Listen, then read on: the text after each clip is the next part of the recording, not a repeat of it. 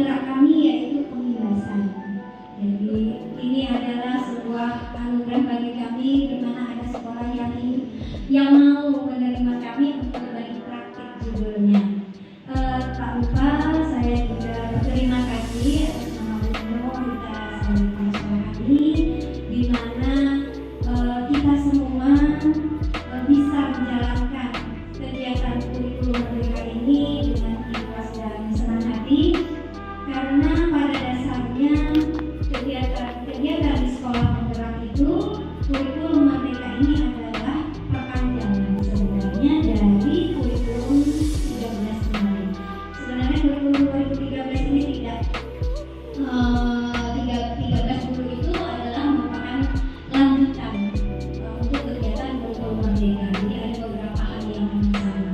Maka saat ini dikatakan pembelajarannya bukan pembelajaran kurikulum baru, namun pembelajaran kurikulum yang berdiferensiasi. Artinya yang bukan hanya mengubah paradigma kita bahwa kurikulum itu adalah berganti menteri, berganti pula kurikulum, tidak, tapi adalah perpanjangan untuk kegiatan-kegiatan kurikulum 2013 yang disempurnakan. Jadi disebut sebagai berdiferensiasi.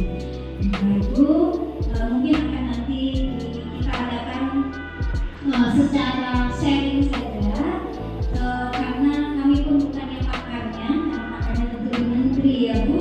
Karena kami lebih dahulu menjalankan, maka sekolah penggerak ini hendaknya bisa berbagi praktik ke teman-teman sekarang sekolah kita untuk berbagi bersama, mewujudkan sekolah penggerak menjadi sekolah yang ramah anak. Tentunya pembelajarannya juga pembelajaran yang berpusat pada siswa, dan kita sebagai guru adalah fasilitator terbaik bagi mereka yang diterima dengan bahagia. Itulah motto dari kurikulum merdeka.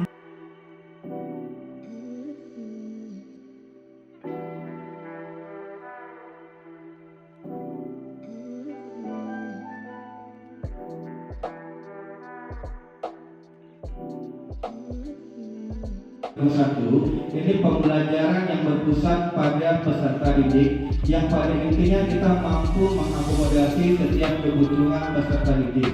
Nah, kebutuhan yang bagaimana? Kebutuhan itu ternyata ada 3, baik dari kesiapan belajar anak-anak, ya, ini terkait dengan konten penguasaan materi prasyaratnya, kemudian nanti ada juga minat yang diinginkan daripada anak-anak tersebut. Dia membantu ibu untuk memfasilitasi setiap anak yang tadi yang belum tercapai, ya, anak-anak yang belum mungkin, ya, pada saat itu perlu bimbingan, maka ibu mendapat bantuan.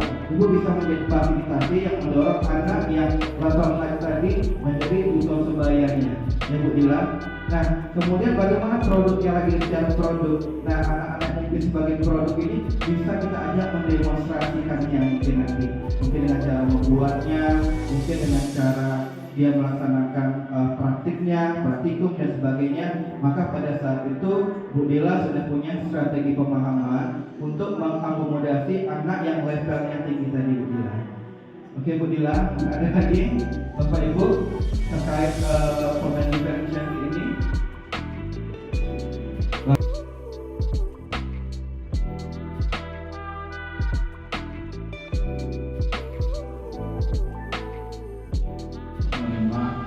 Pembelajaran di dalam Bapak Ibu. Kira-kira bagaimana cara menganalisis ini? Apakah ada pembelajaran khusus atau yang lain untuk guru mata-mata ini? Kalau dari guru BK mungkin kita bisa memberikan layanan dan lain untuk pembelajaran seperti apa?